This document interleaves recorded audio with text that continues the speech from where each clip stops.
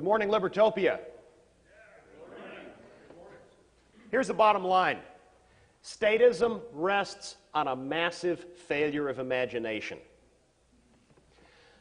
The statist wants people to cooperate with each other, but bizarrely supposes that the only way to persuade them to do so is to use monopolistic force.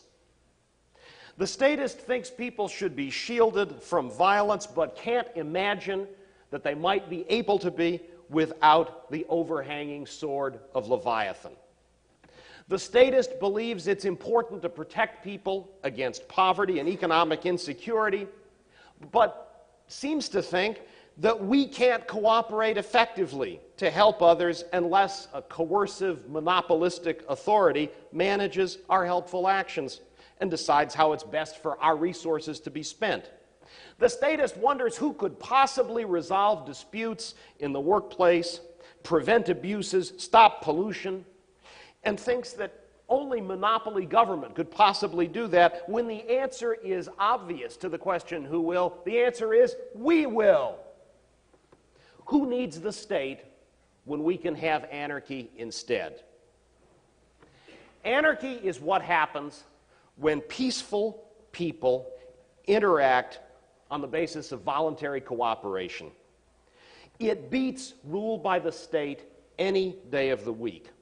Governments, we know this. Governments, monopoly governments, are rooted in the use of force. And that means no actual government is legitimate. And in any case, we would be better off without the state because we can do what its proponents say it's supposed to do more effectively and efficiently than it can. We can defend ourselves against aggression. We don't need the state to force us not to kill each other, and we don't need the state's help to coordinate our interactions. Working together, voluntarily, we can create meaningful lives and livable communities. Now, it's true that the word anarchy sometimes raises red flags. Sometimes people wear the anarchist label or hoist anarchist black flags when their primary goal really is just to spread a little chaos. Even people who know better may sometimes use anarchy as a synonym for disorder. But anarchism, as I understand it, and as I'm confident most or all of you understand it, is about the best kind of order imaginable, the kind that emerges voluntarily, spontaneously, as people work creatively together to shape their lives and plan their futures. Anarchy is what happens when social order flows not from the state's gun barrels, but from the free choices of fearless people. I'm an anarchist for several reasons. I'm an anarchist because I don't believe there's any natural right to rule others. I believe people are equal in essential dignity and worth, which means in turn that they have equal moral standing.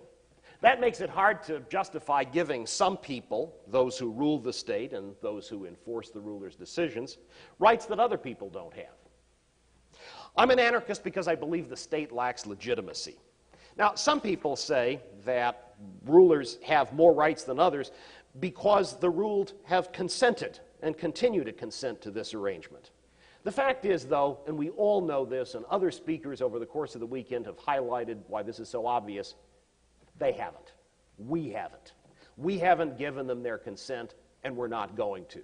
And that means that their claim to be legitimate, their claim to enjoy their supposed rights, is a fraud.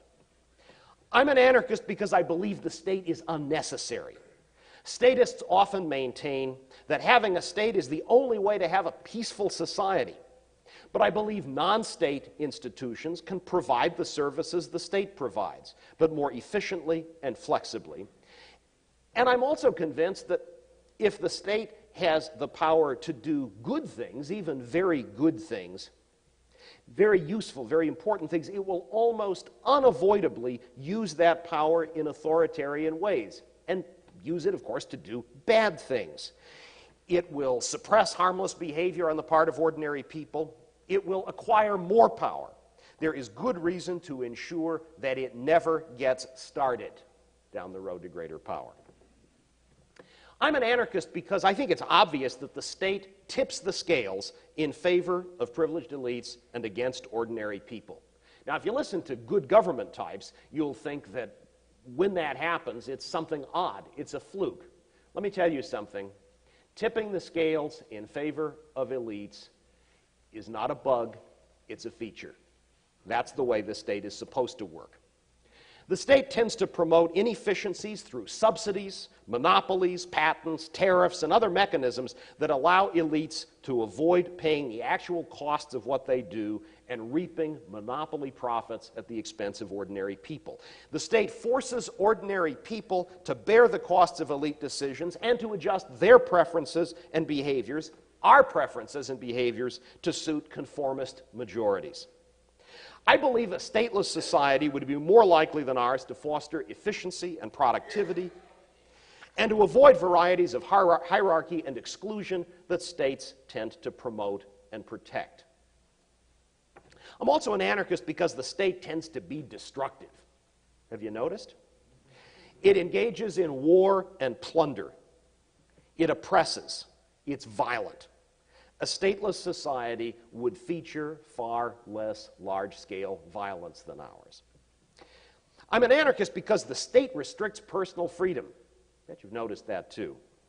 As a way of maintaining order, benefiting the privileged, preserving its own power, or sometimes just subsidizing some people's moralizing preferences. Finally, I'm an anarchist because I want a society that is marked by diversity, exploration, and experimentation, because I believe states impose conformity and resist creativity, and because I believe a stateless society would provide opportunities for people to explore diverse ways of living fulfilled, flourishing lives and to put the results of their experimentation on display. Now, the state has been with us in one form or another for a long time. So it's easy to treat the existence of the state as unavoidable or inevitable, but there is nothing necessary about the state at all. States persist because of the self-interest of the powerful people who manage or manipulate them, and because ordinary people haven't realized their own power to imagine and implement alternatives. Now, the reality is that this capacity to imagine alternatives is attacked at every turn.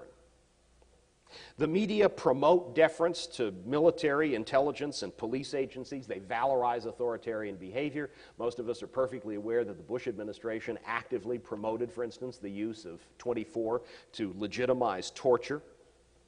Power tends to corrupt, and power tends to consolidate itself. We see this in all kinds of ways. You know, at the national level, the imperial presidency continues to grow with support from across the mainstream political spectrum. If you want to know how bankrupt and fundamentally deficient that mainstream political system is, notice how every participant in it cheerily supports the growth of executive power. There's uniform membership on the part of establishment politicians in the war party. But the irony, I think, to some extent, given that these folks, many of them are legislators, is that they're also all members of the imperial presidency party. Every party wants the chance to control the imperial presidency. At all levels of government, there is growing confidence in unaccountable expert managers. And state power tends to feed itself. Once an entity has power, it's most unlikely for it to give it up. I've had enough of that. I've had enough of that. It's time for anarchy. It's time for anarchy.